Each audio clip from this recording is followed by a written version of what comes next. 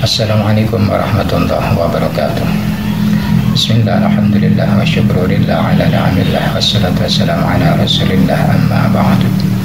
Kaum muslimin rahimakumullah.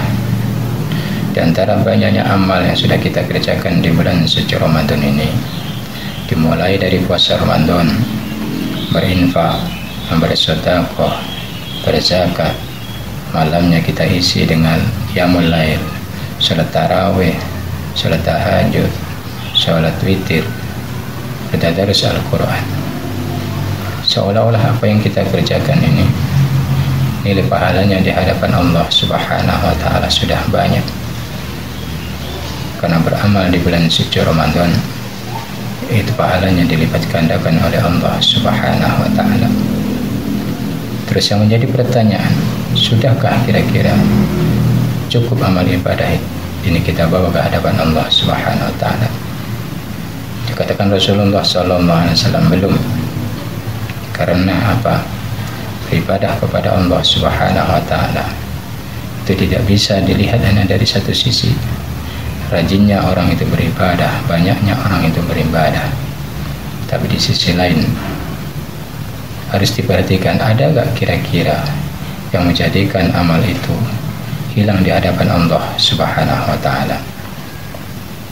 Kaum muslimin rahimakumullah, beribadah kepada Allah Subhanahu wa Ta'ala bisa diibaratkan seperti kita bercocok tanam. Kalau orang bercocok tanam, pasti dia akan mengharapkan hasil yang baik, hasil yang nantinya bisa dinikmati. Bercocok tanam itu tidak hanya sekedar diairi, disiram, dipupuk, tapi juga diperhatikan, ada nggak kira-kira yang menjadikan tanaman tadi tidak berbuah? Ya tentu ada, yaitu namanya hama. Itu juga beribadah kepada Allah Subhanahu wa Ta'ala. Di samping kita rajin beribadah kepada Allah Subhanahu wa Ta'ala, sisi lain kita juga harus memperhatikan, ada nggak kira-kira yang menjadikan amal itu sia-sia di hadapan Allah Subhanahu wa Ta'ala.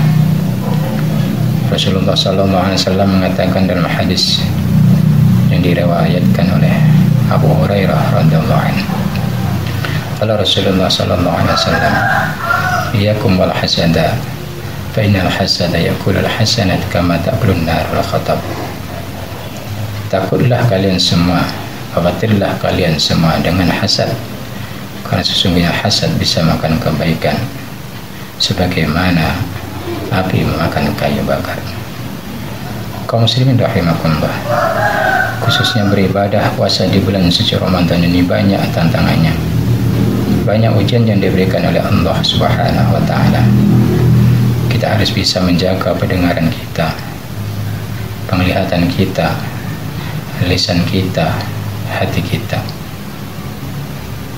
karena jangan sampai ibadah puasa ini tidak ada nilainya di hadapan Allah Subhanahu wa Ta'ala. Kaum muslimin rahimakumullah, dalam hadis tadi Rasulullah SAW itu menjelaskan tentang penyakit hati, yaitu sifat hasad. Apa hasad itu? Hasad adalah yaitu merasa iri, tidak suka apabila tetangganya atau saudaranya mendapat nikmat dari Allah Subhanahu wa Ta'ala. Dalam kitab Ihya Ulumuddin jelaskan, Imam Ghazali membagi dua daripada definisi hasad. Yang pertama adalah karahatun lil ma'alal mun'ami alaih, itu apabila ada orang mendapat nikmat dia tidak suka, dia benci. Ada yang punya rumah baru, hatinya panas, tidak suka. Ada yang kawannya jabatannya naik, tidak suka. Ada yang jualan tetangganya laris, tidak suka, karena dia jualan tak laku, kurang laku, sehingga timbullah rasa iri itu, bisa rasa hasud, panas jadi hati. Kalau sudah panas tentu akan bakar semuanya. Api kalau sudah panas apapun tak peduli, yang ada di depannya dia hantam, dia habiskan. dia bakar semua. Begitu juga hasad. Kalau sudah panas, timbullah yang kedua, yaitu hubbu zawaliha, punya niat, yaitu berharap supaya nikmat itu hilang dari orang tersebut. Ini yang dikatakan Imam Ghazali, kalau dua-duanya sudah menyatu pada diri orang itu, itulah yang namanya hasad sempurna. Dia tidak suka orang itu menerima nikmat, dan dia berharap supaya nikmat itu hilang dari diri orang itu. Dia berbagai cara berusaha menghilangkan nikmat itu dari orang tersebut. Kaum muslimin rahimakumullah, yang pertama kali kena hasad adalah iblis laknatullah, di mana dikatakan Allah Subhanahu wa taala, wa idh qulna lil malaikati isjudu li Adam fasajadu illa iblis. Katakan Allah Subhanahu wa taala, itu malaikat iblis disuruh bersujud kepada Nabi Adam, dia tidak mau. Karena apa? Ada rasa irian, rasa dengki, rasa hasad iblis tadi. Kenapa? Adam diciptakan oleh Allah Subhanahu wa taala langsung melalui tangan Allah.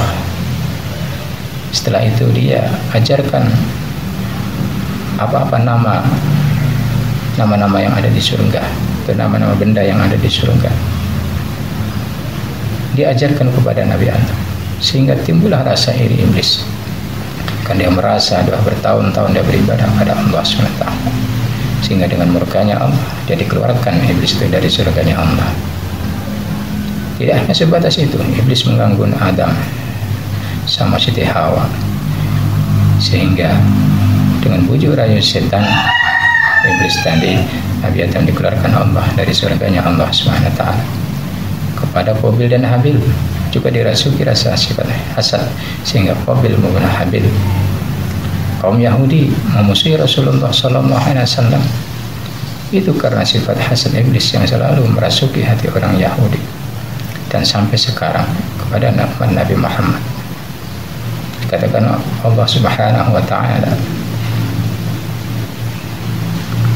wadda katsirun min ahli kitabi law yabtunakum min ba'di imanikum kuffara hasatan min 'indi anfusihim min ba'di ma tabayyana lahumul haqq fa'fu wasfahu hatta ya'tiya Allahu bi amrihi innallaha 'ala kulli syai'in qadir.